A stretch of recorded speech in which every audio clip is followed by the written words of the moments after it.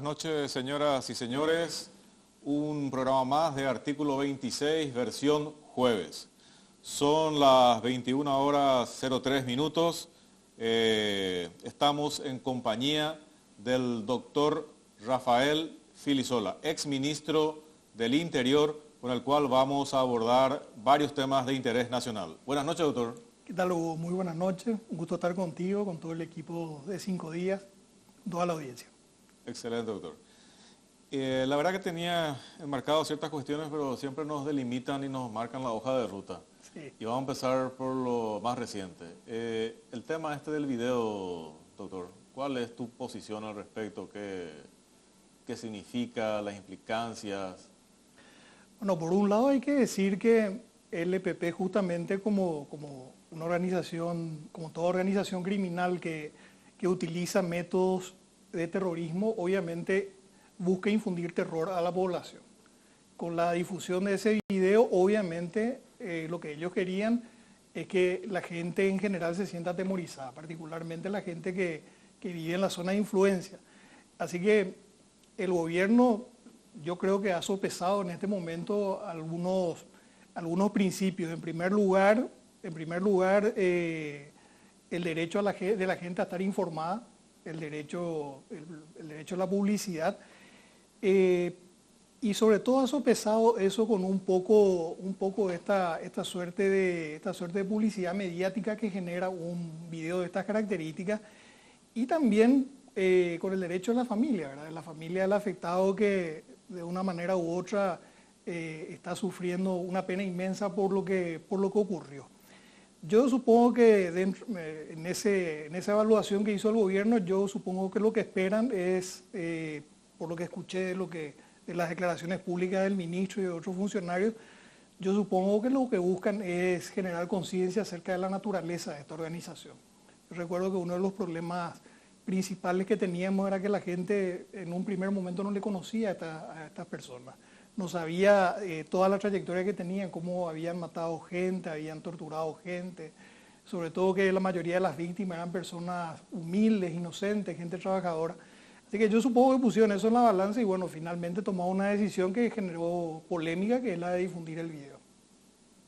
Al final vos estás de acuerdo con reserva por lo que estoy entendiendo. Sí, lo que pasa es que es muy difícil opinar porque nosotros no conocemos, no tenemos toda la información que tiene el gobierno.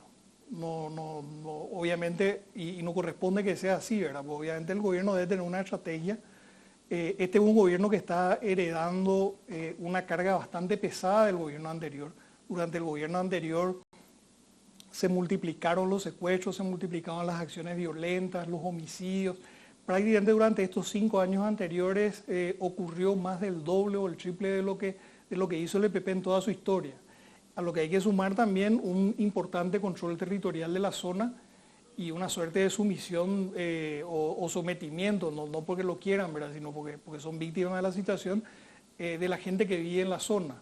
Así que yo supongo que a partir de ahí el nuevo gobierno habrá hecho un análisis y deben tener una estrategia, y dentro de ese contexto supongo que se tomó esta decisión. Yo espero que no sea una decisión aislada, sino que sea parte de una estrategia más amplia orientada a justamente revertir esta situación donde se le ha dejado ganar mucho espacio al EPP.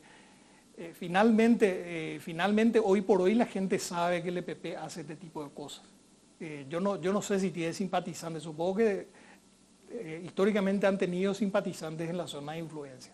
Ahora, más que por el tema de la simpatía, el EPP se mueve más por el dinero, por la coacción y por el miedo. Así que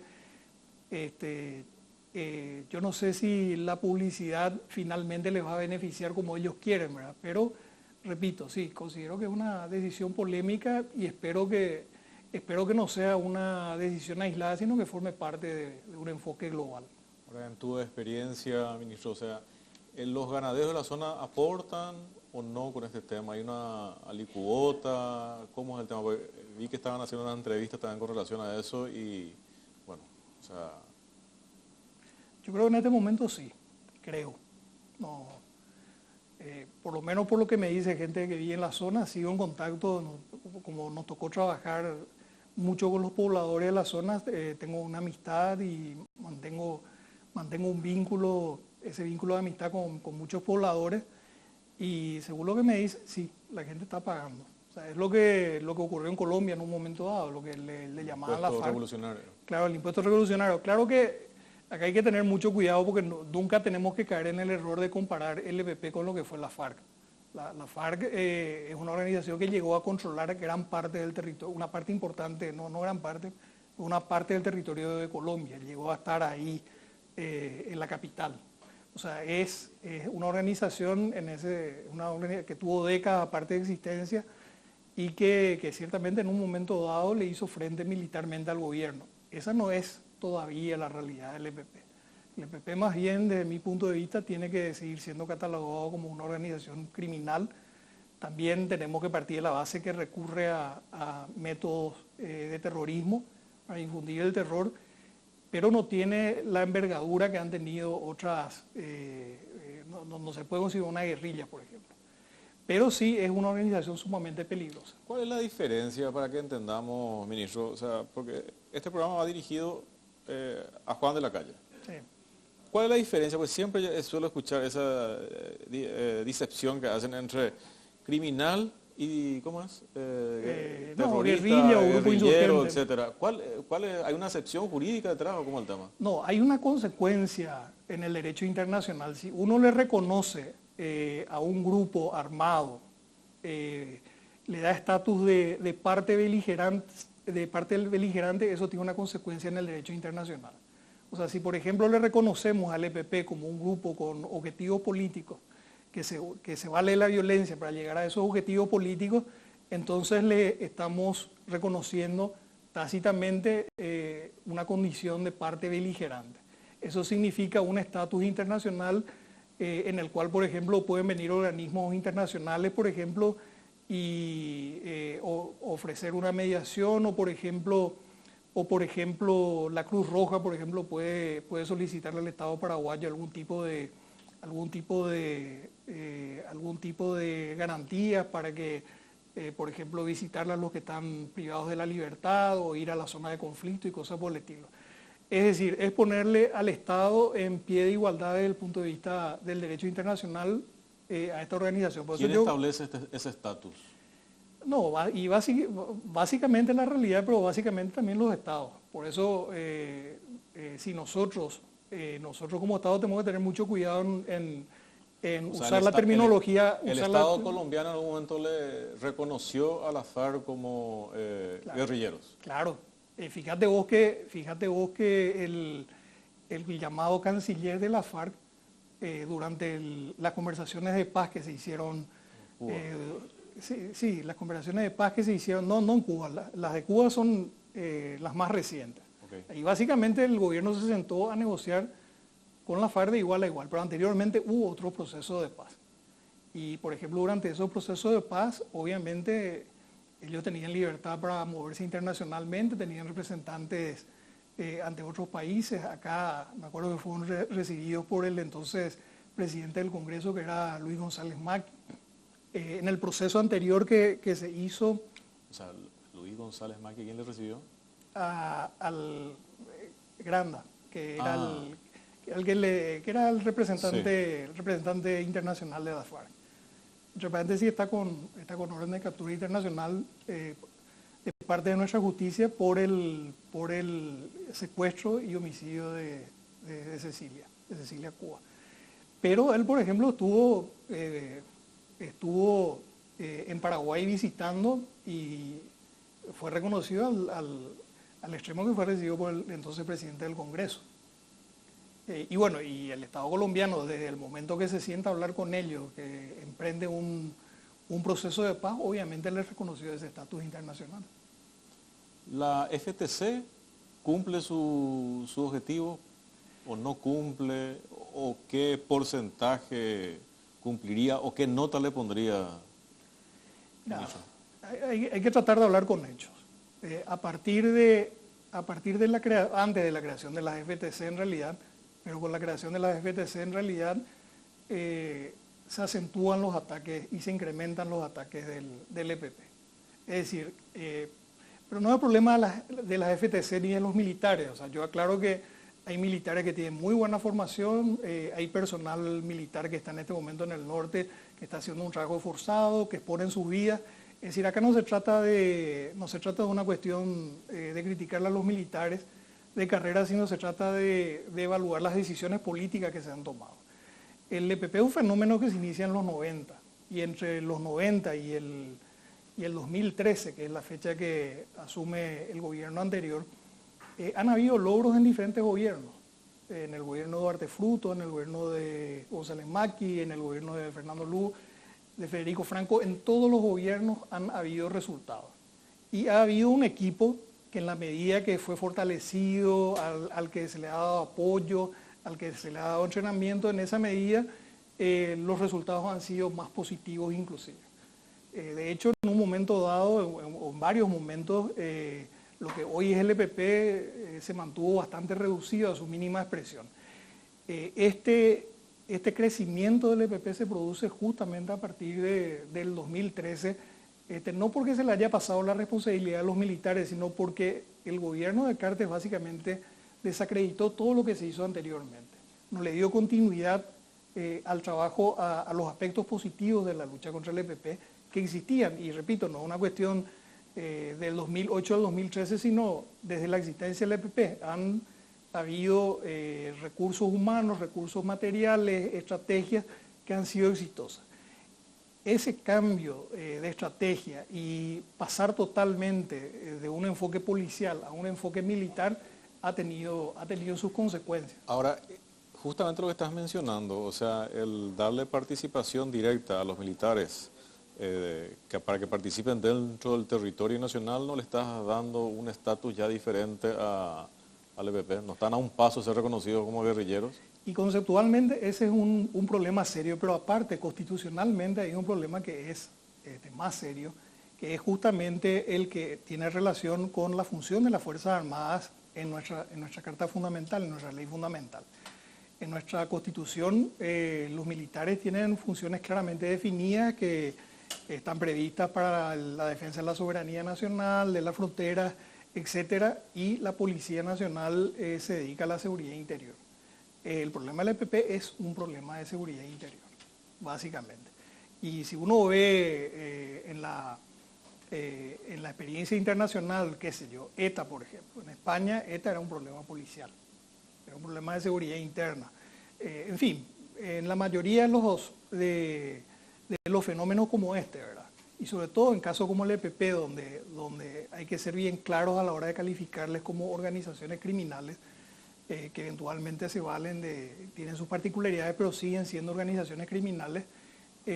Lógicamente lo que corresponde es un enfoque policial. Más todavía cuando la policía tenía una larga experiencia en el tema.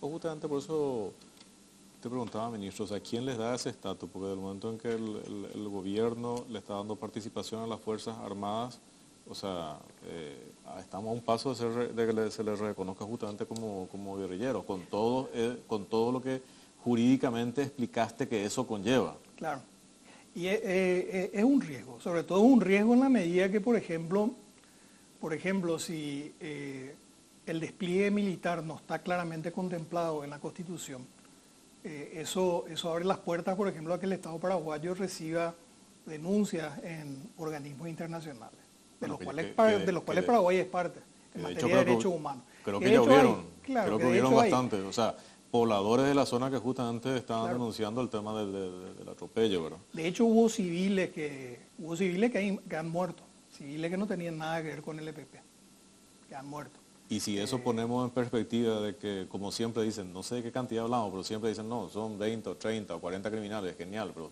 tenemos un despliegue militar policial ya más de 5 años y sin un resultado visible, digamos, o palpable, más que nada. El problema es que el fenómeno en este momento ya es un fenómeno que se tiene que entender como de control de territorio. Pues ellos realmente están... O sea, permitir que no se expandan es el primer objetivo. El primer objetivo es evitar que crezcan. Okay. El segundo objetivo es evitar que tengan capacidad operativa. La tercera etapa es disminuirle. O sea, qué sé yo, golpeándole primero a los que hacen de apoyo logístico, a los simpatizantes. Al golpear, digo directamente, me refiero dentro de sus responsabilidades y dentro de lo que establece la legislación penal paraguaya y con el debido proceso y todas las garantías del caso. Y por supuesto, en ese contexto, generar la inteligencia suficiente como para poder atacar sus bases, atacar a sus fuerzas e ir deteniéndole. Esto tiene que ser un proceso. El problema es cuando el proceso no es sostenido. Que es un poco lo que decía, más allá de que la policía tenía esa experiencia y se le pasó a otra unidad, a las Fuerzas Armadas que no tenían esa experiencia. Más allá de eso, la clave de todo esto es que haya políticas sostenibles en el tiempo. Y lo otro es que este problema se vincula en este momento ya con otras formas de crimen organizado. El tráfico de armas, el contrabando, fíjate vos que la misma zona, el mismo corredor donde ellos se mueven es zona también de tráfico de drogas, de contrabando de cigarrillos, y en esa zona hay tráfico de armas, lavado de dinero, en fin, una serie de actividades delictivas, lo cual hace que la situación hoy sea crítica. Hace 5 años era extremadamente delicada, hoy es crítica, así que este gobierno tiene que hacer el mayor esfuerzo posible para que no se descontrole. Bien mencionaste que tiene que haber una política unificada en función de eso, lo cual no significa que se tome como manejo de políticos. Claro. Porque tengo entendido que hubo un militar, creo que era el coronel Reva, puede ser, que llegó después a ser Reva Benítez, que después llegó a ser general. Que creo que fue cambiado por una cuestión política. Sí. O sea que tengo entendido que fue uno de los militares que más resultados tuvo frente a la FTC y se lo cambió por una cuestión política. Eso cuando se mezcla entonces ahí la cuestión técnica, la cuestión militar con cuestiones políticas, otra vez el resultado no es el que la población está esperando. Claro, el problema fue justamente un problema más general. El gobierno anterior justamente pervirtió bastante todo lo relativo a la cadena de mando. Al involucrar a personas ajenas a la cadena de mando, a cuestiones que hacen a las fuerzas militares, a las fuerzas policiales. Entonces, eso generó un problema muy serio en la moral de las fuerzas públicas, tanto policiales como militares. Y aparte, o sea, no puede haber una estrategia que funcione si no hay una cadena de mando que actúe en consecuencia. Las estrategias pueden ser muy buenas, pueden haber recursos suficientes. De hecho, el Congreso le dio al gobierno anterior recursos como nunca se le había dado a ningún otro gobierno. No faltó tampoco personal ni cooperación, pero evidentemente no solamente no hubo la estrategia correcta, tampoco se buscó a las personas más indicadas, o cuando se tuvo personas indicadas no se les escuchó ni se les apoyó lo suficiente, y aparte de todo eso se quebrantó seriamente la institucionalidad en las fuerzas públicas. O sea, si nosotros vamos haciendo entonces un análisis de toda la situación, en primer lugar, esto es un trabajo netamente policial, que después se convirtió en un trabajo conjunto de policías y militares. Y ahí no termina nuestro problema, que tampoco se le da la continuidad ni el apoyo a los resultados de esto. Pues yo estoy hablando como un caso que me acuerdo perfectamente creo que llegó a ser el general Reva Benítez, que es el que mejor resultado tuvo en la lucha contra el EPP en cuestión cualitativa y cuantitativa. Y por una cuestión política se lo cambia. Entonces, lo que revela justamente que no existe una política de seguridad interna en función de eso. Entonces, si vamos a dejar que los militares se involucren en el tema, conjuntamente con los policías, bueno, démosles todo el apoyo y que hagan su trabajo, pero que no estén a los vaivenes del humor político del que está de turno, ¿verdad? Claro. No, por eso, este no es un problema que hay que ver solamente desde el punto de vista policial o militar, sino sobre todo desde el punto de vista de las decisiones políticas que tienen que tomar los principales actores. Estoy hablando fundamentalmente del presidente de la República, porque tiene a su cargo la seguridad del país, pero por supuesto tiene que haber un consenso y un trabajo coordinado con el Parlamento y con organismos extrapoderes como, por ejemplo, el Ministerio Público. Y ahí es donde, quiero hacer una analogía, pues yo me acuerdo en el 2008, nos visitaron cuando hicimos un diagnóstico sobre el problema de la seguridad en Paraguay. Nos visitaron muchos especialistas en materia de crimen organizado, gente que estuvo en el este europeo, gente que estuvo en México, pero me voy a referir al caso de México porque hoy estamos viendo cómo la situación de México está descontrolada. El presidente que está asumiendo, el próximo presidente que va a asumir en estos próximos días, justamente está proponiendo una serie de iniciativas al Congreso y a la sociedad. Pero a lo que voy nomás es que en el 2008, que México todavía no estaba en las noticias y todavía el tema de la inseguridad descontrolada no se veía como se ve hoy, justamente en México nos decían que habían llegado a una situación crítica, porque en los 10 años anteriores no se habían tomado las decisiones correctas. Me viene nomás esto a la mente porque justamente en estos días se estrenó en Netflix justamente una serie de Narcos versión México. Narcos México. Y si uno ve, no voy a hablar de la película, pero uno ve y la situación es muy parecida. Empieza en los años 80 México, con el caso de Camarazza. Claro, México era un país productor de marihuana. En un momento dado, y ahí se generaban organizaciones criminales enormes. Después se convierte en un corredor de las drogas. Y durante todo ese periodo se ve la vinculación política con el crimen organizado. O sea, el crimen organizado no puede funcionar, obviamente, si no tiene algún tipo de amparo político. Y llega un momento que ellos llegan a tener ya tanto poder que la situación se vuelve insostenible para los políticos. Tal es así que el presidente Calderón, en un momento dado, toma una decisión, parecida, porque ahí tiene una situación diferente. En México la policía es descentralizada, no tienen ellos una policía nacional, salvo la policía federal, que es una fuerza relativamente pequeña. Toman la decisión de militarizar la lucha contra el narcotráfico y a años de esa decisión básicamente tampoco hay resultados en México, al contrario, la situación pasó de ser crítica a ser una situación descontrolada. Y un poco lo que estamos viviendo en Paraguay. Teníamos hacía la analogía porque nos decían en los 10 años siguientes, nosotros en el 2008, ¿qué es lo que veíamos? Que la situación se iba a descontrolar también en Paraguay, si no se tomaban en el 2008 las decisiones correctas y se mantenían esas políticas.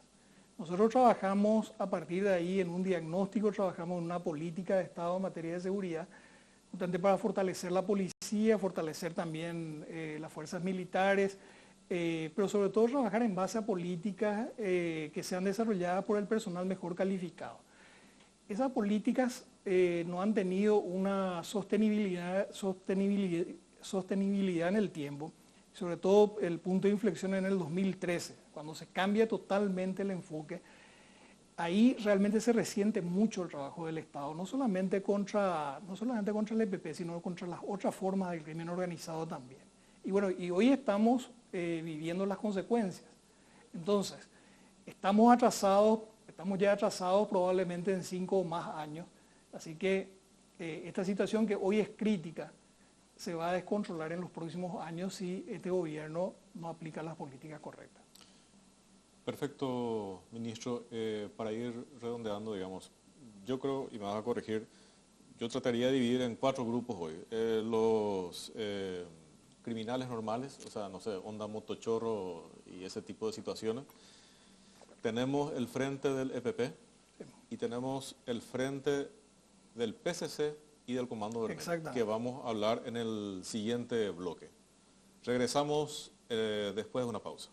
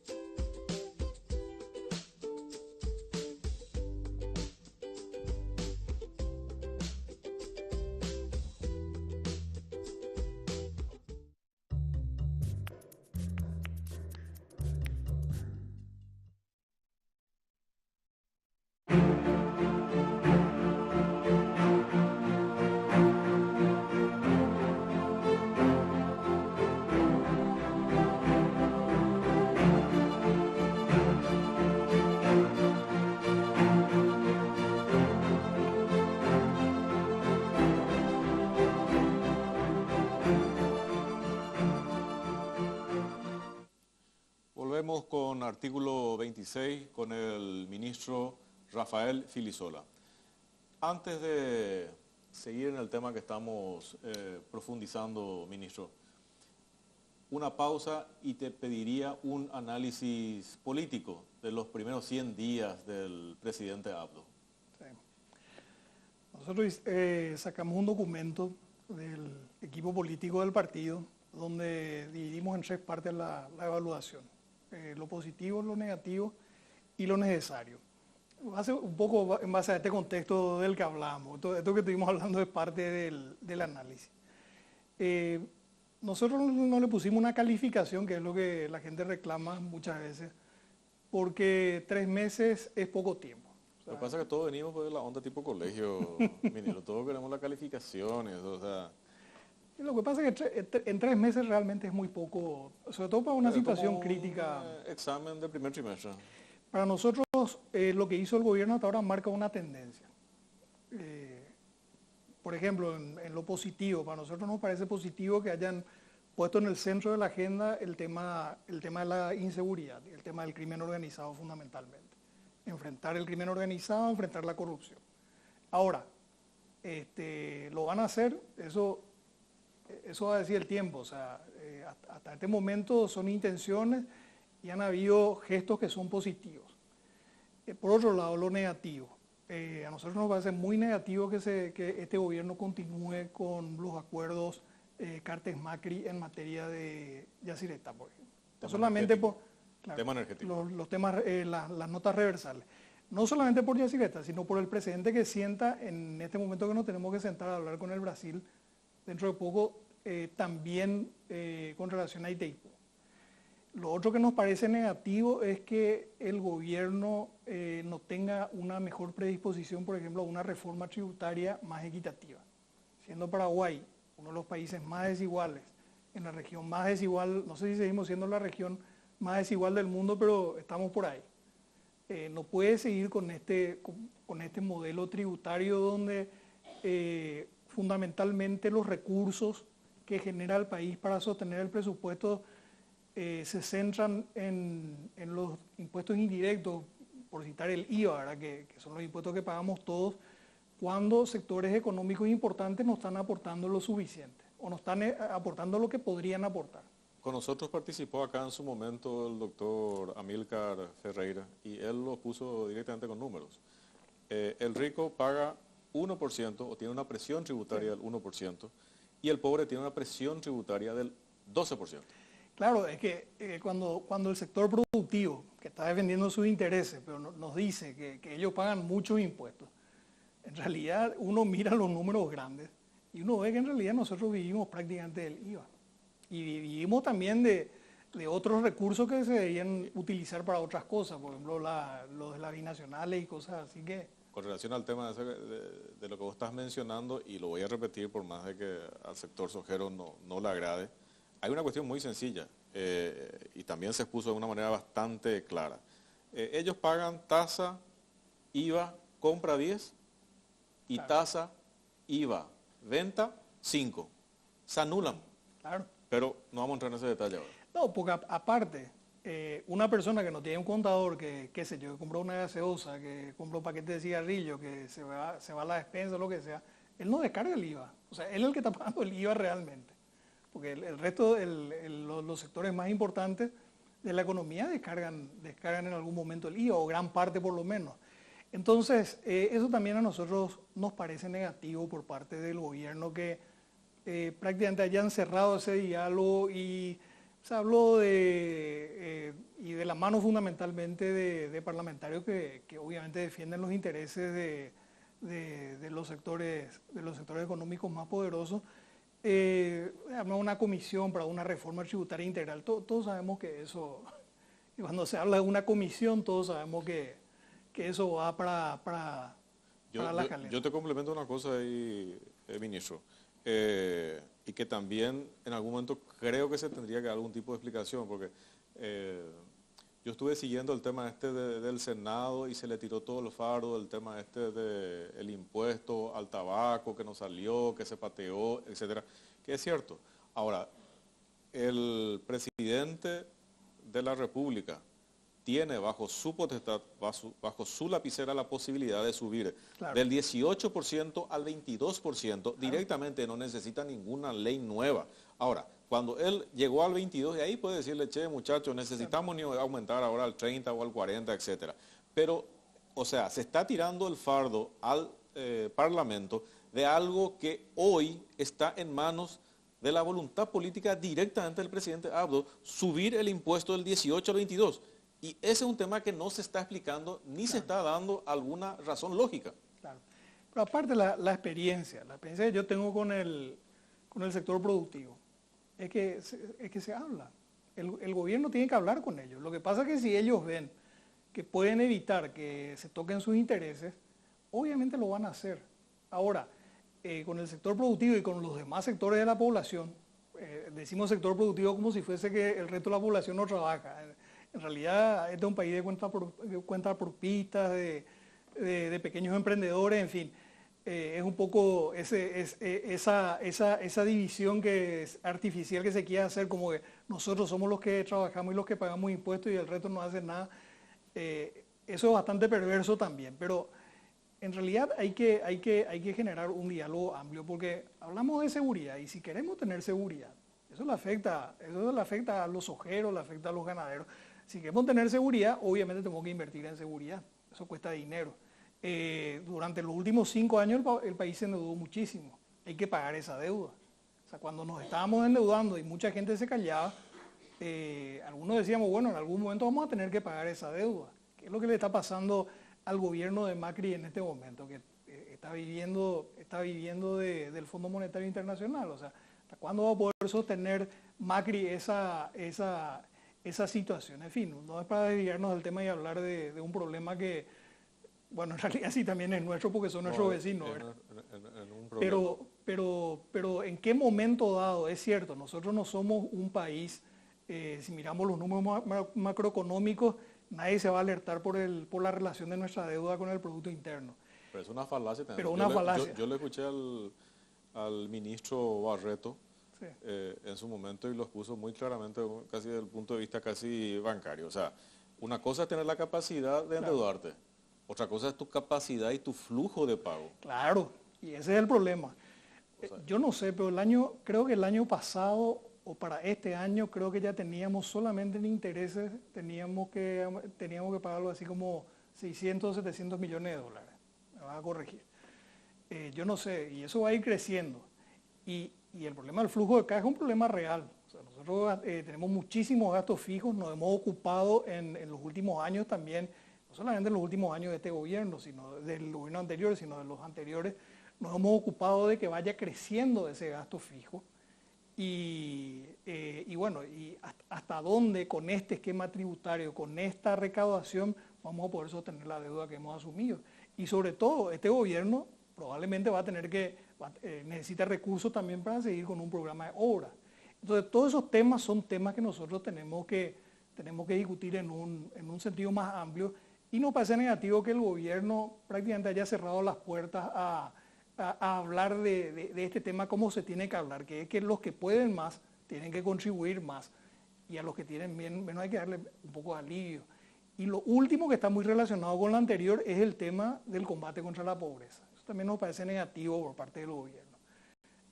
No vemos que en el área social se esté invirtiendo como se tiene que invertir. Vemos otra vez que los hospitales están desabastecidos y hay un tema que es central, que es el tema de educación.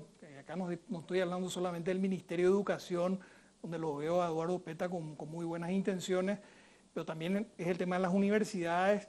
El tema de la educación es... Casi haciendo un grito en el desierto muchas veces. Claro, el tema de la educación es realmente, junto con nuestros recursos energéticos, es el gran tema del Paraguay. O sea, si nosotros no damos un giro radical en materia de educación, en todos sus niveles, en materia de universidad, si nuestras universidades no se convierten o no asumen un liderazgo desde el punto de vista académico, en la generación de conocimiento, en los debates sobre los problemas nacionales, y si realmente no somos capaces de formar a nuestros compatriotas para que seamos competitivos como país, obviamente vamos a seguir estos mismos problemas que estamos sufriendo ahora, vamos a seguir sufriendo en las próximas décadas. El ministro Petra estuvo con nosotros el domingo pasado y dio unos números bastante alarmantes, digamos, y lo vuelvo a repetir porque a mí me asustó. De 100 personas que empiezan el ciclo básico, solamente 40 terminan el ciclo básico. Solo 40 terminan que están en condiciones de ir a la universidad. Ok, de ese 40, solo el 30% cumple las expectativas en función de matemáticas y el tema de castellano. O sea, estamos hablando de una efectividad del tema educativo del 12%, porque el otro 28% son analfabetos funcionales. Y el otro, el otro 60% no tiene capacidad de ir a la universidad. O sea, esos números son alarmantes. O sea, estamos hablando de un sistema educativo que tiene una efectividad del 12%. Y lo más grave es que en este momento ni siquiera es un problema de recursos. Pues si miras el presupuesto, yo sigo mucho el tema de las universidades porque sí, hay más investigación en nuestras universidades, pero es mínimo. Pero nosotros gastamos un montón de dinero en universidades, solamente las nacionales. Para citar las nacionales, para no para no hablar de las universidades privadas, que es otro problema. Invertimos mucho en nuestras universidades públicas, invertimos muchísimo. Pero ese dinero no llega al estudiante. Ese dinero no se traduce en bibliotecas, no se traduce en tecnología, no se traduce en calidad de la enseñanza. Seguimos teniendo, inclusive en las universidades públicas, seguimos teniendo un sistema prácticamente de padrinazgo para acceder a las cátedras. Uno ve muchas veces decanos, rectores, no tienen la más mínima calificación desde el punto de vista académico como para ocupar esos cargos. Y bueno, es ahí donde nosotros deberíamos estar formando nuestros recursos humanos justamente para convertirnos en un país verdaderamente competitivo. Y bueno, y en las universidades tenemos el problema que el nivel con el que salen los estudiantes. Y a eso hay que sumarlo otra vez la enorme inequidad. Al final las universidades públicas se convirtieron en universidades para gente que puede. Y muchas veces la gente que menos puede se va a universidades de garage. Tiene que pagar más que en una universidad pública, va a recibir un título que no le va a servir para nada. O sea, por eso redondeo la idea, lo necesario. Cuando hablamos de lo necesario, y ahí yo creo que estos 3 meses fueron meses perdidos, el gobierno tiene que convocar a las distintas fuerzas políticas, a los distintos actores políticos, a los actores sociales. Acá hablamos de las centrales, qué sé yo, las organizaciones campesinas, las organizaciones obreras, las organizaciones empresariales. Y nosotros tenemos que hacer algunos acuerdos. Un gran problema que tiene nuestra democracia es que nuestra democracia no fue acordada.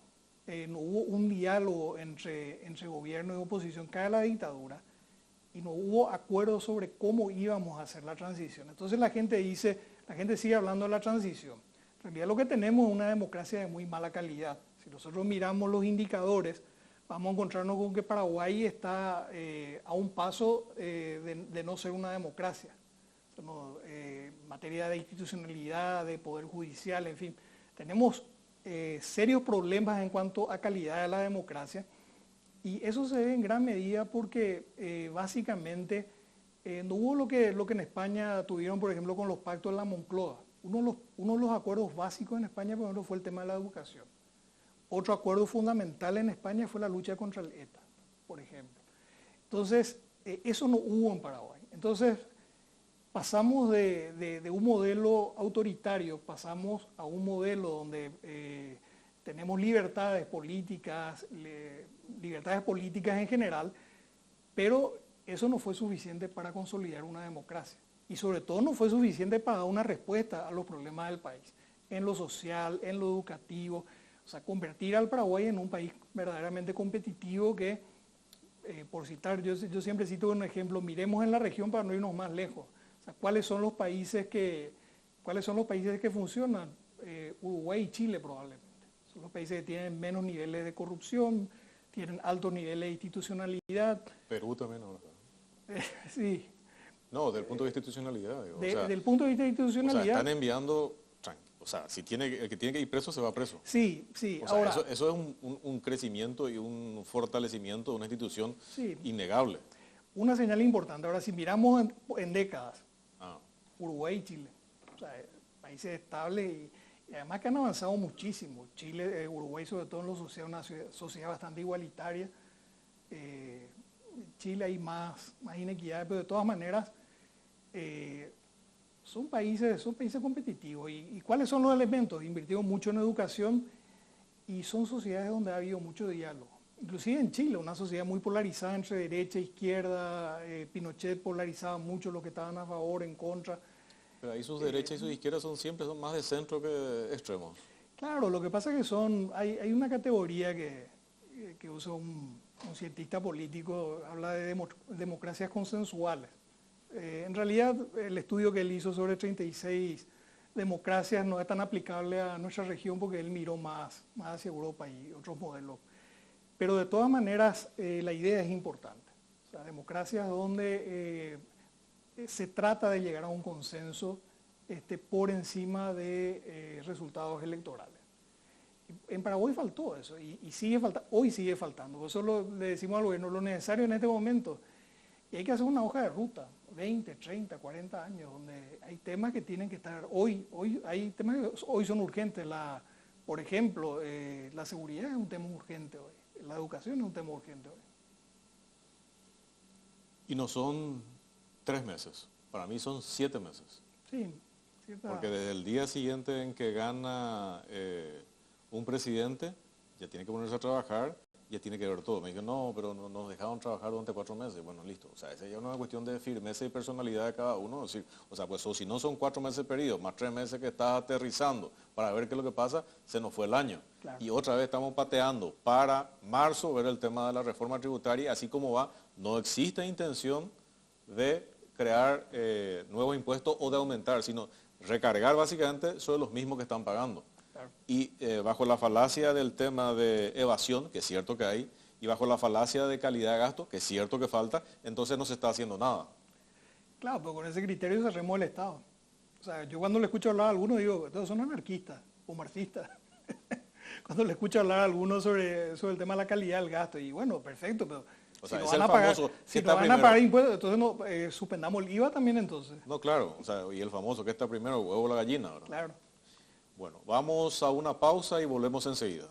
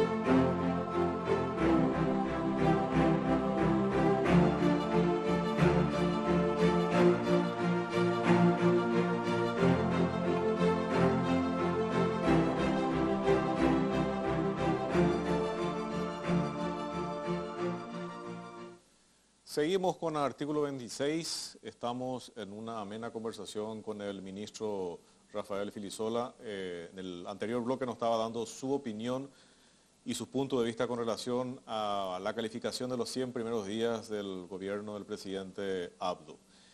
Volvemos a nuestro tema que nos preocupa, el tema de seguridad interna. Ministro, crímenes organizados o criminales organizados. El tema del PCC y el Comando Vermelho. Parece que Brasil aprieta o está ya apretando hace tiempo. Ahora con la venida del presidente Jair Bolsonaro se perfila aún más dureza y eso creo que normalmente genera que vayan todos los criminales buscando áreas más fértiles y parece que nosotros somos uno de sus objetivos. Ahí hay dos cuestiones objetivas. Una es que Paraguay es uno de los principales productores de marihuana en el mundo. Y además es corredor la cocaína que se trafica desde Bolivia, pues la cocaína tiene 3 países que producen. Bolivia, Colombia y Perú. No se produce por el tipo de suelo, no se produce en otros lados. O sea, prácticamente el 100%, no el 100%, pero casi el 100% de la cocaína que se produce y se consume en el mundo se produce en estos 3 países. Y la cocaína que se produce en Bolivia baja por el río Paraguay o entra por aire y se exporta desde Paraguay. O sea, somos un país, uno de los principales productores de marihuana y uno de los países por los corredores que hacen de corredor para el tráfico de cocaína. Eso objetivamente hablando. Y ese es un negocio que fundamentalmente está liderado por organizaciones criminales brasileñas. Comando Vermelho y el PCC, que ya están en Paraguay desde hace mucho tiempo. De hecho, Paraguay ya es el patio trasero de las guerras que se dan entre estas dos organizaciones criminales brasileñas, que acopian la marihuana acá y distribuyen al Brasil, a Chile, a la Argentina, a precios exorbitantes y o sea, un volumen de dinero importante el que mueve la marihuana y por supuesto también la cocaína. Pero estos últimos casos que se están dando y evidencian, digamos, inclusive otra metodología mucho más violenta y mucho más agresiva de la que nuestro país normalmente conoce, o sea, eso como que le pone los pelos de punta a la ciudadanía. Mira, te da todo piel de gallina, ¿no? Hay cosas que no habían pasado nunca. No me voy a referir a este último caso de una eso vamos a tocar después. De una compatriota nuestra que fue asesinada de la manera más miserable posible, pero hablar de 2 hechos. El asesinato de Rafap, prácticamente ahí los asesinos de Rafap controlaron durante varias horas la ciudad de Pedro Juan Caballero. Y este asalto en Ciudad del Este. Donde también controlaron durante 4 horas toda la ciudad. Horas, y salieron impunes. Entraron y salieron.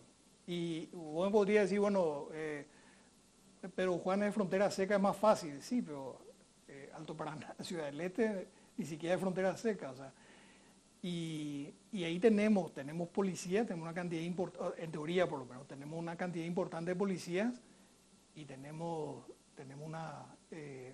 destacamentos militares importantes también. Y no tuvimos la capacidad para, primero no había la estrategia, o sea, ellos tenían una estrategia, pero nuestras fuerzas taponaron todos los frentes de acceso. Fíjate vos que controlar un lugar como Ciudad del Este no debería ser muy difícil, o sea, y debería haber una estrategia.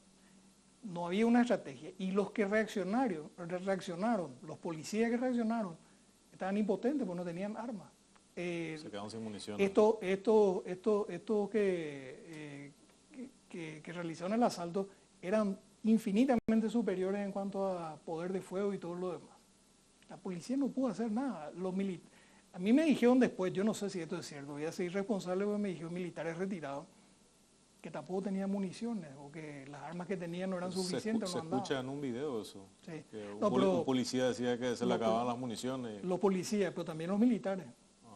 Y uno dice, porque se compraron armas para la policía y para la fuerza, para la policía siempre es insuficiente porque la policía tiene miles de efectivos, no son tantos tampoco, tenemos un déficit. Pero ¿Cuántos son efectivos? 24.000. ¿Cuántos están 24.000 en teoría. Yo creo que ¿Operativos? Menos. Y operativos, yo calculo que no deben ser más de 14.000, que hay que dividir otra vez en turnos.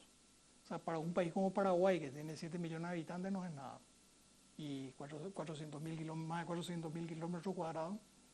14.000 efectivos, ponerle que estén todos en servicio, es nada. ¿Y militares? ¿Cuánto hay? No, militares menos. Militares son alrededor de 10.000, pero la mayoría son oficiales. Soldados, llegó a haber en algún momento presupuesto para 1.000, en un momento dado creo que se pensó en tratar de llegar a 3.000. O sea, en número ya nos ganan las organizaciones criminales.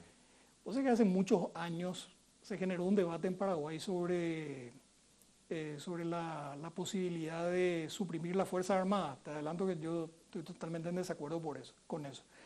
Pero, y no creo que haya un país en el mundo que no tenga Fuerzas Armadas, pues normalmente se habla de Costa Rica, pero Costa Rica tiene un gasto público importante en materia de fuerza, o sea, cambiarle de nombre, ponerle Guardia Nacional, ponerle como sea, pero tiene una inversión en guardacosta, lo que vos quieras, pero siguen siendo. Tienen fuerzas de seguridad, con otro nombre, pero tienen.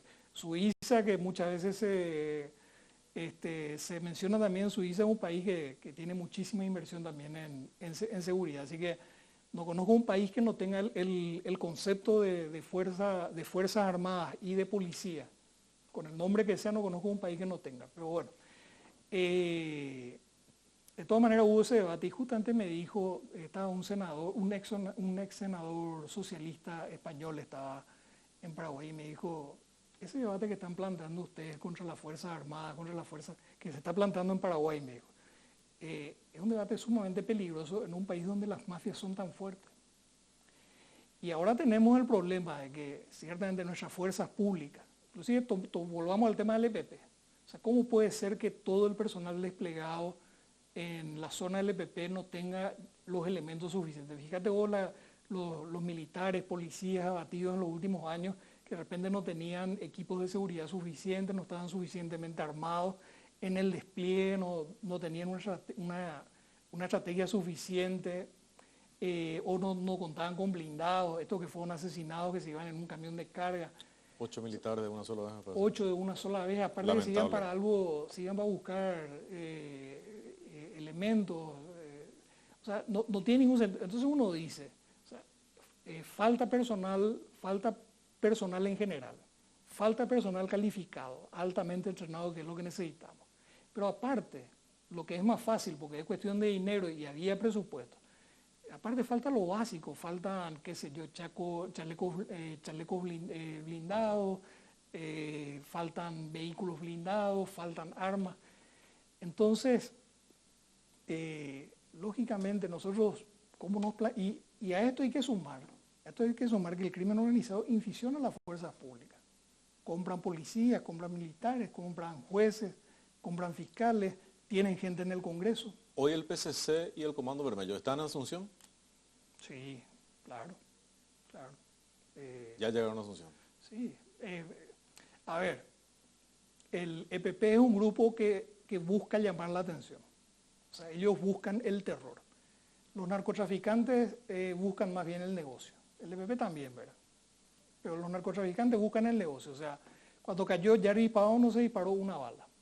Cayó pacíficamente, no.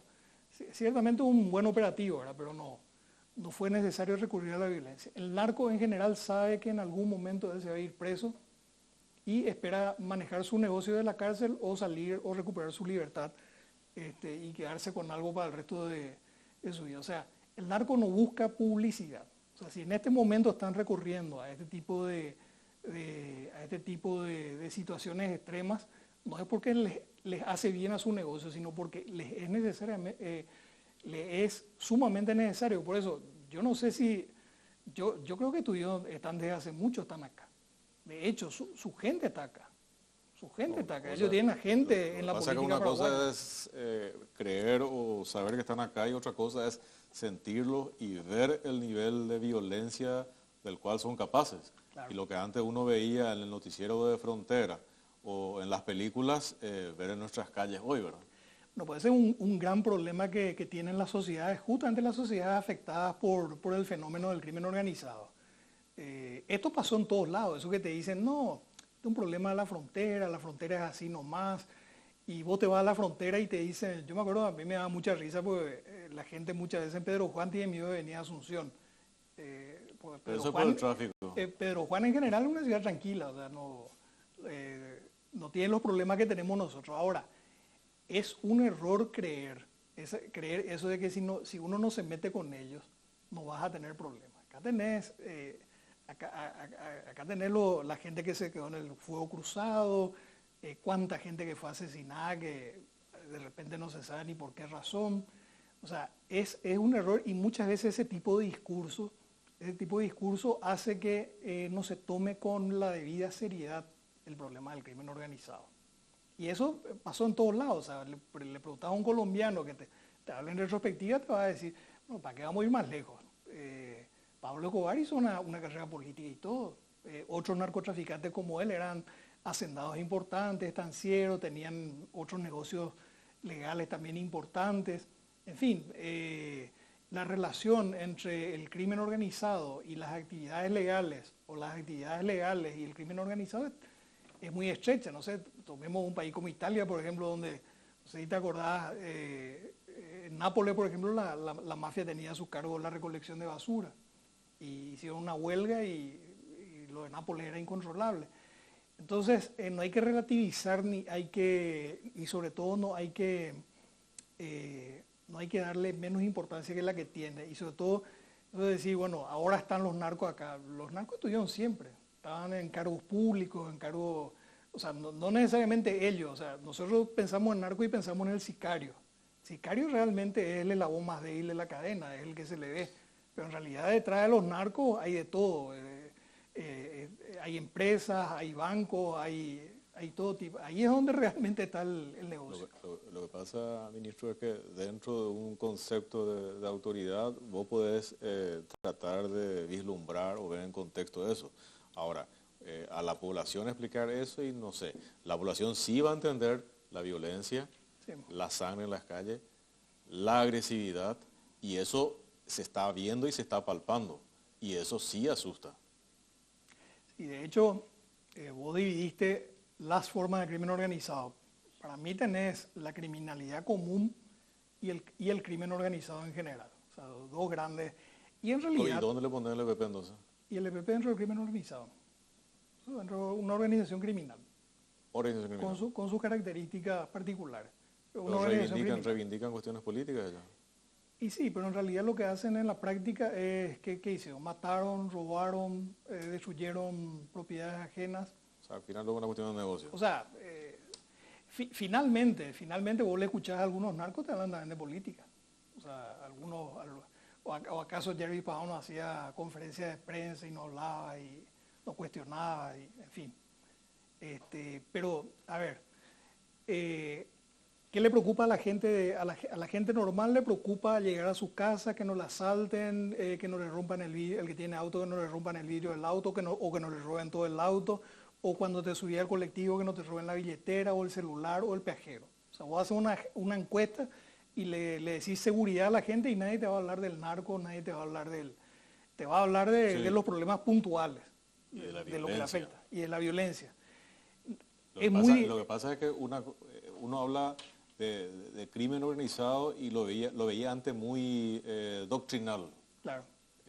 Y eso, hoy, cuando lo traducís realmente en vivencias agresivas y violentas, tiene otro concepto. Y si vos te pones a pensar... Para la gente de la calle, digo. Claro, pero si vos te pones a pensar, claro que esto es muy difícil transmitir, porque vos le ves al peajero, pero en realidad, ¿quién es el peajero? El peajero muchas veces es el hijo de tu vecina. O sea, si vos vivís en un barrio, ese muchachito que está con un puñal y que te quiere sacar el celular y que está totalmente drogado, a lo mejor vos le viste crecer a ese chico. O sea, para un vecino que no puede salir de su casa, que se encierra en su casa, que no se puede ir a trabajar de noche, o no puede volver del trabajo de noche porque le van a asaltar, él le conoce porque es su vecino, porque le dio de toda la vida, y muy vinculado a esa forma de criminalidad está está ese producto que nos deja, ese subproducto que nos deja el crimen organizado, el crack, por ejemplo, que nos deja el narcotráfico. La pasta O sea, base. claro, lo que queda, la pasta base, el crack, eso nos queda a nosotros. Bueno, y la violencia que te puede tocar en cualquier momento, porque esta pobre chica que la mataron que la asesinaron en la agrupación especializada. Una chica Justamente un punto ahí, ministro, o sea, justamente las mismas fuerzas de seguridad están subestimando la situación de estos criminales, sí. de estas organizaciones criminales. Claro, lo que pasa es que nuestras fuerzas, nosotros tenemos que tener en cuenta que nosotros no hicimos una transición de nuestras fuerzas de seguridad, de una fuerza de seguridad que funcionaba en el modelo autoritario y en un país, a ver, me vas a ayudar con los habitantes. En el 89, cuando cayó Stroessner, ¿cuánto éramos? Menos de 3 millones de habitantes. Sí, 3,5, sí, claro. Menos, sí, entre 3 y... Sí. Entonces, desde aquí, el año que viene cumplimos 30 años de la caída de la dictadura. La población se duplicó, Sí. por lo menos se duplicó, Por lo menos. se urbanizó.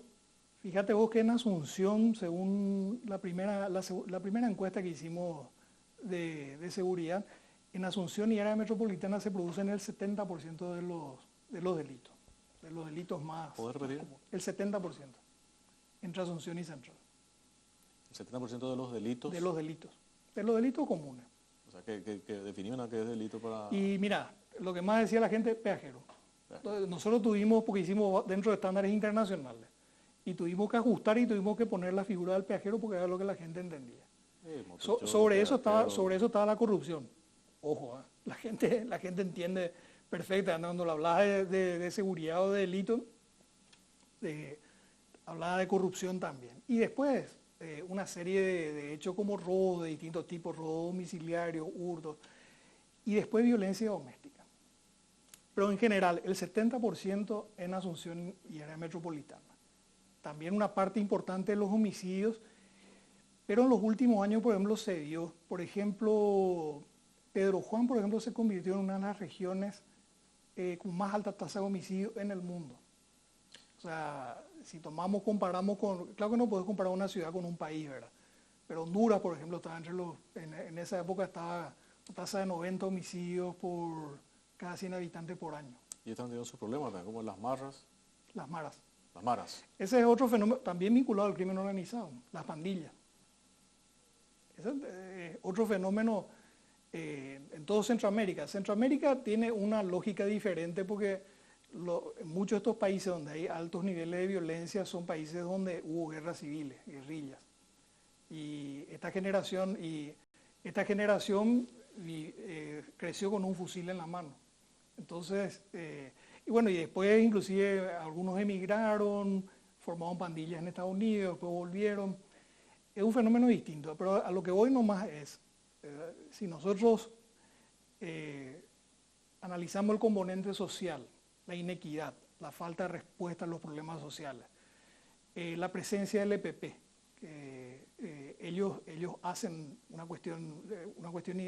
tienen un control territorial importante en una zona donde operan también otras organizaciones criminales, los narcotraficantes, el PCC, Comando Vermelho y todo lo demás.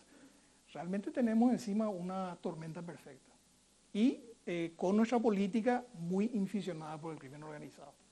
Tenemos una tormenta perfecta encima. O sea, permeable a la debilidad institucional.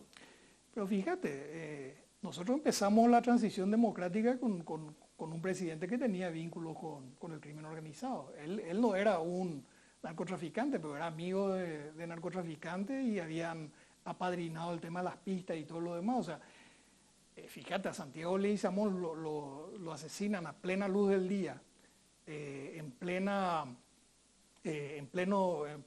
Pedro Juan, y su crimen estuvo impune, a pesar que fue un escándalo, ¿verdad? Y eso significó también la caída de Fayamil en su momento, ¿verdad?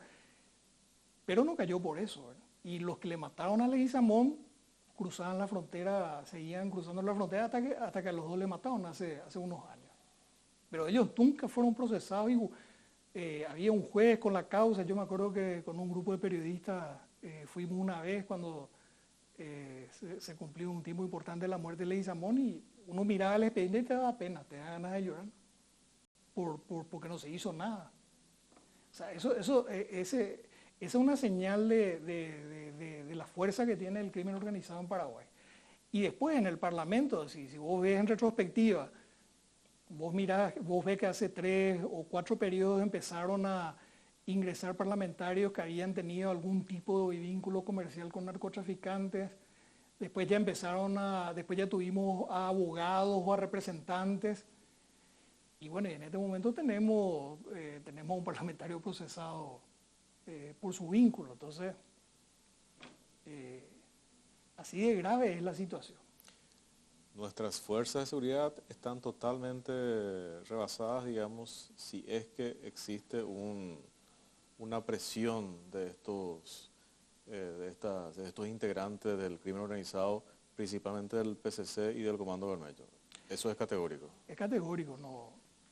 O sea, cerraron y bloquearon una ciudad hace un año, sí. 2 años, creo que el Ciudad del Este. O sea, con esa misma estructura, esa misma capacidad, se van a sentir totalmente avasallados. Vos imaginate que planteen hacer la misma cosa al mismo tiempo en Pedro Juan, Salto del Guairá y Ciudad del Este.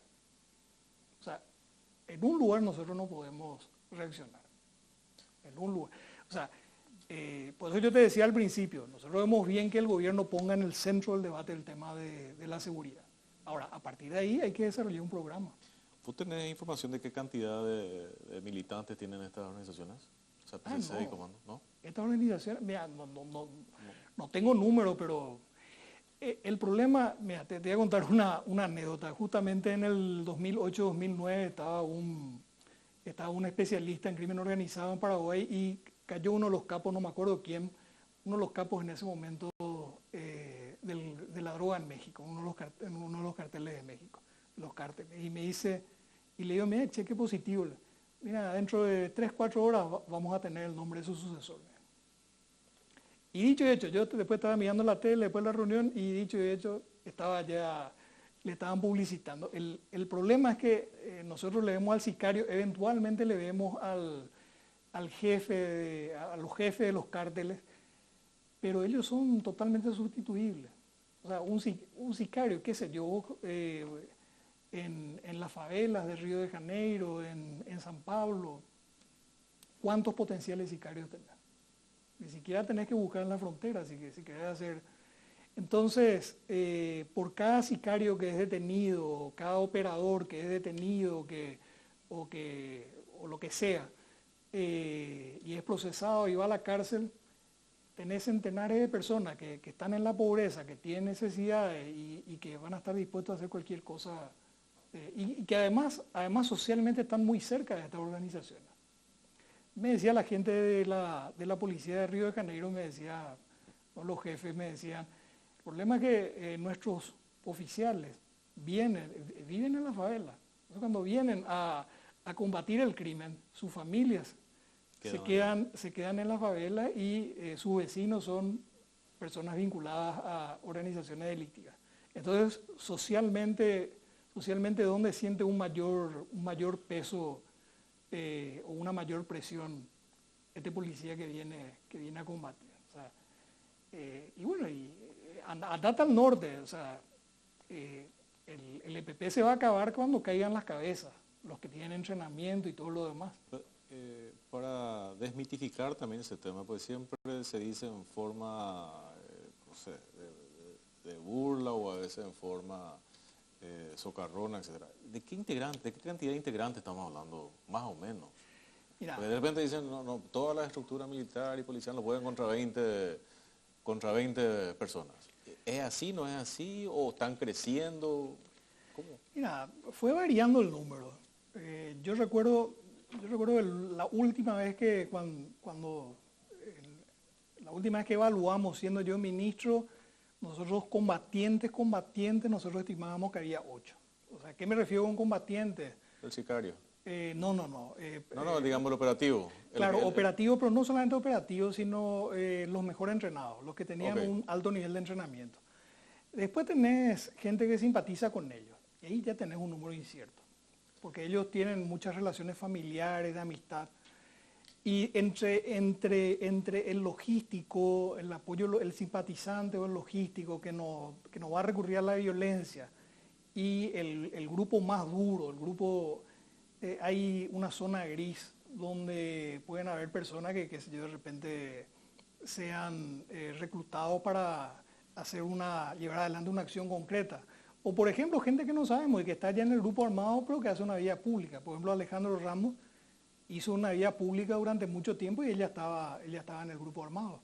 Pero no se sabía que recién cuando fueron encontradas algunas evidencias en su casa, ahí se supo que él estaba ya en el grupo violento. Ministro, una evaluación o una reflexión con relación al caso este de Marcelo Piloto, o sea, estos cambios que vieron inmediatamente del comandante y el subcomandante, ¿realmente transmite un mensaje de institucionalidad, transmite tranquilidad o es simplemente un cambio de piezas?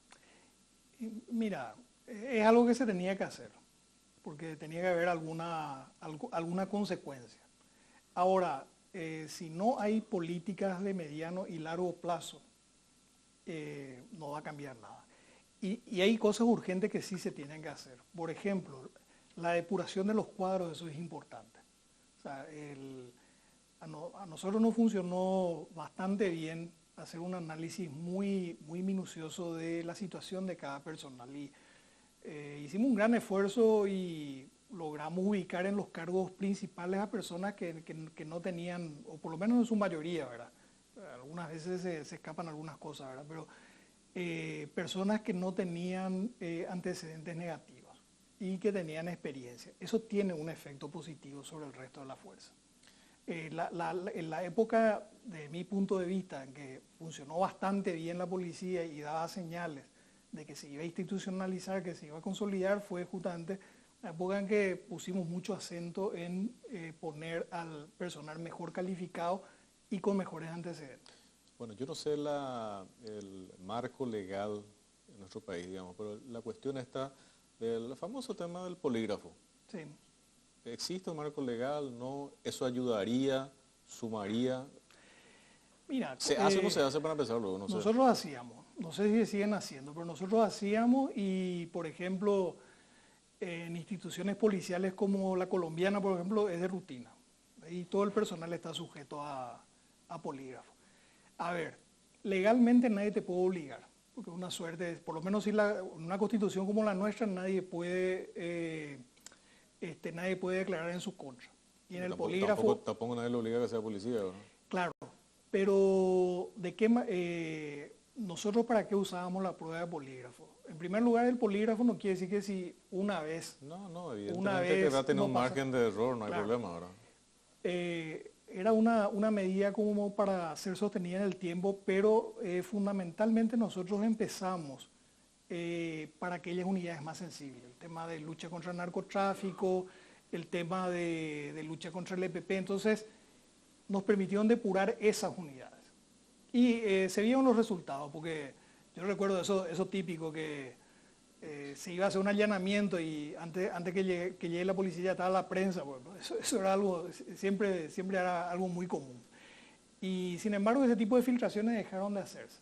Pero estoy hablando de lo que se puede ver objetivamente. O sea, nosotros nos dimos cuenta de que los equipos que quedaron fueron equipos mucho más eficientes, aparte de eso les jerarquizó a ellos, en fin. Hay medidas que se pueden tomar y bueno, pero hoy se sigue haciendo polígrafo, ¿no? ¿Vos sabés? No sabes. Bueno, de hecho, cuando nosotros hicimos, creo que ni dimos publicidad. Porque nosotros tenemos que ir concluyendo, pero antes, ministro, te quería hacer una consulta así breve y que me expliques. El caso de tu señora, la senadora Desiree Masi. Sí.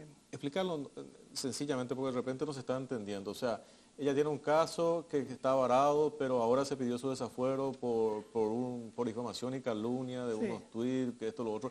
Y justamente tengo entendido que el fuero del parlamentario es justamente para que pueda expresarse con cierta libertad al respecto. O sea, si me podés rondear, o sea... Bueno, en primer lugar, ella le denuncia a Canilla. ¿Te acuerdas? ¿Te Sí, acuerdas de eso? que dice que le habló un cartón. Esos corpóreos, Sí. qué sé yo, donde realmente irreproducible. Todas las cosas que dijo irreproducible de una manera pública. Eso circuló por todos lados.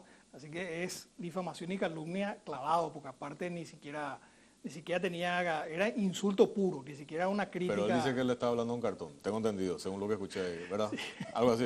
Bueno, podía ser, pero de todas maneras, era la imagen de ella. Claro. No, esa causa está dormida, esa causa está dormida. Como consecuencia de esa causa, o sea, yo le puedo hablar a un cartón así, que esto, lo otro, y con una figura, o sea, digo nomás, ¿tiene algún basamento, digamos, su defensa jurídica? No. Pues claro que no, si yo agarro una imagen... Es una chicana. Si yo agarro una imagen tuya y empiezo a decir de todo de vos, no le estoy hablando al cartón, te estoy insultando a vos, o sea. No, o sea, es más bien como una chicana jurídica. Claro, pero aparte, todavía si vos decís una cuestión, si él, por ejemplo, le denunciaba por una cuestión de interés público, porque lo estaba diciendo, usted está haciendo un mal desempeño de su función como senadora, por ejemplo, ahí obviamente no podía, pero esto es, lo del corpóreo era insulto puro y duro, y de la peor manera posible. Y en estado medio etílico. Sí, es más, Desiree ni siquiera le iba a demandar, y lo hizo por una razón, porque en la política muchas veces los varones recurren a este tipo de salidas, sobre todo contra mujeres que hacen política. Hizo inclusive más por eso, para sentar un precedente, que por una cuestión personal, porque obviamente insulta también quien puede, no quien quiere. Ahora, a raíz de eso, él le hace una difamación y calumnia en base a unos cuantos tweets que fue subiendo Desiree, que en realidad son tweets donde ella cuestiona al gobierno, y dentro de ese contexto entra él también por su vinculación con los hechos del 31M, o sea, tal cruce de llamada y qué sé yo, donde Cartes hablaba con el comandante de la policía, él también entró y qué sé yo. Bueno, en ese contexto de críticas de Desiree, obviamente uno no puede decir ahora soy ciudadana y ahora soy parlamentario, o sea, el parlamentario es parlamentario siempre. Y en ese momento ella estaba criticando como parlamentaria al gobierno, y dentro de ese contexto a Canilla. Canilla saca una partida de tweets y con eso le entabla una demanda por difamación y calumnia. Que Desiree dijo que se va a someter sin ningún tipo de problema, que va a pedir su desafuero y que por supuesto se va a ratificar en todo lo que dijo. Para entender, cuando la senadora Desiree Masi emite una opinión, una referencia, o sea, a mí más me confundo, o sea, entonces todos estamos puestos a difamación calumnia claro, desde el momento en que... Usted que hacen prensa, o sea, hacer un recuento de todo lo que dijiste hoy, claro. Hacer un recuento a todas las personas que le mencionaste, y todo lo que dijiste, todo lo malo que dijiste, bien, pero o sea, jurídicamente, ¿cómo pasó eso por las manos de una jueza? O sea, ¿qué se consideró? O sea, porque, o sea, al final quien termina, a lo que quiero llegar nomás es lo siguiente, al final quien termina expuesto con una debilidad institucional suprema es justamente la Corte. Claro, no, y hay una cuestión constitucional. O sea, digo el Poder Judicial, digo, eso me refiero. Fíjate vos, si se va a aplicar esa vara a todos los parlamentarios, si cada uno que se sienta molesto por algo que dijo un parlamentario o un periodista. Bueno, en ese caso, Paraguayo-Cuba tendría que tener 3 cadenas perpetuas. Por eso, si vas a tomar, o sea, el parlamentario no va a poder hablar, o antes de hablar, antes de decir cualquier cosa va a tener que pedir un dictamen jurídico, o ustedes, los periodistas, cada vez que le van a criticar a alguien, van a tener que pedir un dictamen jurídico, porque con ese criterio básicamente todo tan... Y vos sabés que me trae nomás a colación un caso reciente que tiene que ver con un periodista que hacía la cobertura de la Casa Blanca, justamente claro. Con Donald Trump. Claro. Y creo que no le gustó, no sé qué cosa, y lo echa. Y cierto, se le vinieron la gente del servicio secreto, lo echaron. El periodista entabla una acción ante la Corte. Y le reponen. Y le reponen. Y el presidente Trump le tiene que tener ahí sentado, aunque no le guste. Claro. Será el hombre más poderoso del mundo, pero está una institucionalidad, está una regla del cual tiene que basar. No le puede gustar, pero tiene que cumplir. Todos están expuestos a cumplir la legalidad y las normas y las leyes, ¿verdad? Y acá tenemos varios precedentes que son nefastos, porque hay dos cuestiones. Una, o sea, esto es internacionalmente reconocida. Una, que cuando un tema es de interés público, o sea, ahí la protección al derecho a la privacidad baja. Y dos, cuando la persona es un funcionario público, también tiene menos protección en cuanto al derecho a su privacidad, a su imagen y todo lo demás. Lo que acá nomás sería malo ir confundiendo, y eso nomás es una línea bastante complicada, calumnia, difamación y crítica. Entonces con ese criterio no se puede criticar más nada, porque cualquier crítica va a ser considerado como una calumnia y como una difamación. Es que te demandan, vos criticás a alguien y te demandan. Porque aparte, si vos decís, por ejemplo, ahora, por ejemplo, que dijimos, el gobierno no quiere, o sea, dijimos palabras más, palabras menos, el gobierno quiere favorecerle a los poderosos y eso le perjudica a la gente más pobre. Es una crítica. Es una crítica con fundamentos técnicos. Tiene fundamentos técnicos. Tiene fundamentos técnicos, pero te pueden decir, no, nosotros en realidad no. Claro. Pero te digo, pero podemos buscar otro ejemplo, y hay varios en el interior, sobre todo en juzgados del interior, hay muchos periodistas que fueron, pequeños periodistas, ¿verdad? Periodistas de radio comunitaria, o que fueron demandados y en algunos casos prosperaron juicios en su contra. Bueno, nosotros tenemos que ir terminando, ministro, pero ese es un tema que sería bueno profundizar, sí. Más que nada nomás porque es una alerta a la ciudadanía ese tipo de actuaciones judiciales. O sea, ¿a qué estamos puestos el común de los mortales entonces? A eso nomás lo que voy. O sea, la gravedad es mucho mayor de lo que ellos se están imaginando. Estoy hablando para gente del Poder Judicial, estoy hablando para gente del Poder Ejecutivo. Y sabe que es lo más grave, que Paraguay ya fue condenado en el caso de Ricardo Canese. Paraguay ya fue condenado justamente porque Ricardo Canese fue, no me acuerdo si por difamación o calumnia, pues fue enjuiciado por una crítica que le hizo a Guasmosi, y la Corte Interamericana de Derechos Humanos le dio la razón finalmente a Canese. Por estas dos razones que te estoy diciendo, porque había un interés público en su cuestionamiento. Y usó palabras duras, Canese. La Corte le dio la razón. Ese es un precedente que está plenamente vigente, no solamente para Paraguay, sino para toda la región. Es un caso emblemático a nivel de la región y en Paraguay no se tiene en cuenta. Bueno, recordamos entonces, ¿vos manejás latín, doctor? Algo. Parlamento, hablar. De ahí creo que viene, ¿verdad? Sí, a través del francés usaban parlamento. Y bueno, muchas gracias por todo, ministro. Muchas gracias, Hugo. Muchas gracias por participar de nuestro programa. Quedaron algunos temas en el tintero. Yo creo que tenemos que seguir ahondando. Un programa más de Artículo 26. Y no se olviden de seguirnos el próximo domingo a las 7:30 horas de la tarde. Hasta luego.